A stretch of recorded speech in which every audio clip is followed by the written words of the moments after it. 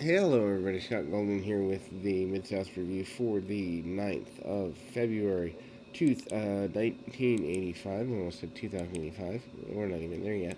Buddy Landell starts off with Brad Armstrong.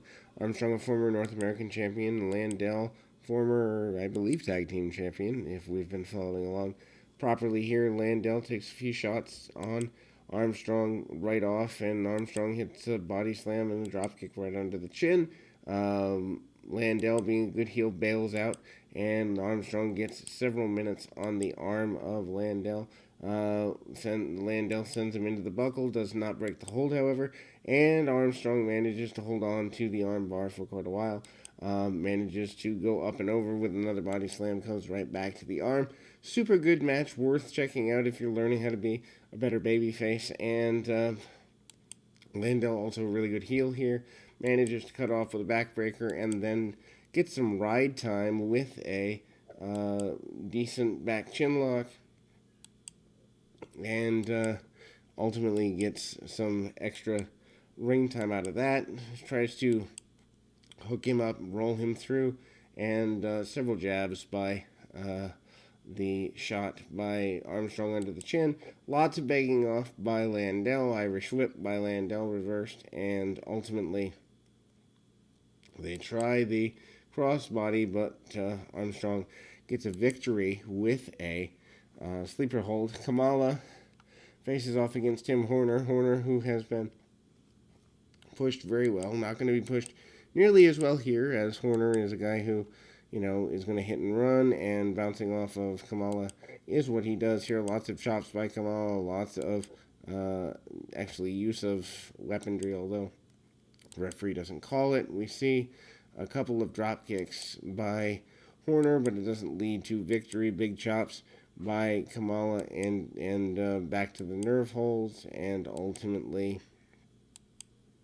lots of go up and arounds, and Kamala manages to, I guess, duck holds, and we see up press, and Kamala hits a big splash and gets a victory for his trouble. Ted DiBiase and Private Terry Daniels. This is a fantabulous match for DiBiase, who I believe has regained a championship here, but fantabulous because he really does make Terry Daniels in a lot of ways in this particular contest, and for talent who is learning how to make other talent look good, this is phenomenal. DiBiase basically allows himself to be put in several holes. There's a hip toss there. DiBiase holds onto the arm for a little while. Daniels gets several near falls. Daniels also stands toe-to-toe with some brawling from DiBiase. DiBiase may have actually given him a little too much because he gives him a lot of punishment, shots, kicks, punches to the midsection. DiBiase does a lot of prancing around, back elbows by DiBiase, and the elbow to the top of the head from the second rope. Attempted dropkick and nailed by Daniels. DiBiase works on the leg of Daniels for a couple of minutes, tries to cut him off, and Daniels goes to the outside of the ring, tries a top rope dropkick, doesn't get it. Boston Crab by DiBiase, who'd already been working over the legs, gives him the victory there. And then we move to six-man tag team match, Jack Victory and the Little People. In this case, the Little People are the Iceman, King Parsons, Little Coco, and Cowboy Lang against Jack Victory, Little Tokyo, and Lord Littlebrook. Lots of basic moves early by the larger wrestlers. Big body slam by Parsons, dropkick under the chin by Parsons, and then going back and kind of, you see the Little People do the rowboat spot.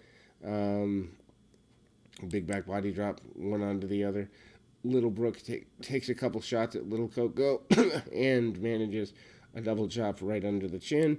And then we kind of go with Little Coco and Little Tokyo going at it for a little bit. The over dramatic selling by the Little People is noticeable here as well. Kick by Lord Littlebrook and several kicks there. Tag offs and Cowboy Lang in. Littlebrook comes back in. And they continue to run kind of the comedy spots there. Referee loses kind of control, Big guys come back into the ring, um, jabs by Parsons, and then actually one of the little people gets a backdrop on Jack Victory, so there's lots of action all over the ring, but eventually the babyface team wins. Iceman King Parsons interrupts a scheduled match here. Not exactly the best of situations in that one, as Parsons is interrupting a match to try and get, desire for Jake Roberts, and Shawn Michaels and Jason Walker supposed to be part of this.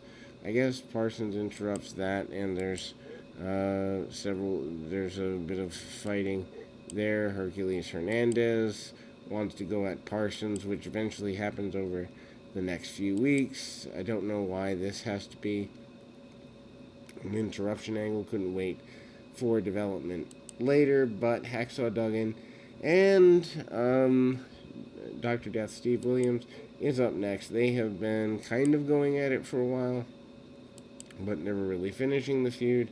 And with 9 minutes and 2 matches, not really going to finish much here either, but Duggan manages some power moves early and actually overpowers Dr. Death for a little bit. Hard shots by Dr. Death, coming back with punches and forearms and a clothesline by Duggan. Drops the elbow, misses the second one, and ultimately a takedown hair pull by Dr. Death. Death with the reverse chinlock. Duggan manages to fight back on him quite aggressively, and some kicks by Dr. Death that are rather underhanded. Dr. Death stomping around too, and getting a big body slam on Duggan. Dr. Death misses what I appear to be a second rope headbutt and an Irish whip, and a clothesline for Duggan. Duggan manages there to get things going into the ropes, and a double clash together. Both guys trying to hit heads and shoulders before they clash together. Both guys fighting against the ring post, and ultimately not much gets solved. Duggan, though, does get a slip-over victory with the 3-point tackle stance. And then we see Hector Guerrero and Terry Taylor for the television title, but with less than 5 minutes remaining, that doesn't really solve very much. Obviously, Taylor has been a major force in the television championship division. Hector and Terry start wrestling around pretty simply, basically, and they do the crisscross spot. Taylor comes at it with several arm drags and tries to keep things going. Meanwhile, Hector manages to hit a vertical suplex that looks pretty good, floats over onto Taylor, doesn't get everything he wants, snaps him over with a snapmare and an Irish whip, a trip from the other girl on the outside, locks in the figure 4, and then Terry Taylor cleans house on several people trying to jump in on him as we close the program. We will be back with more right after this.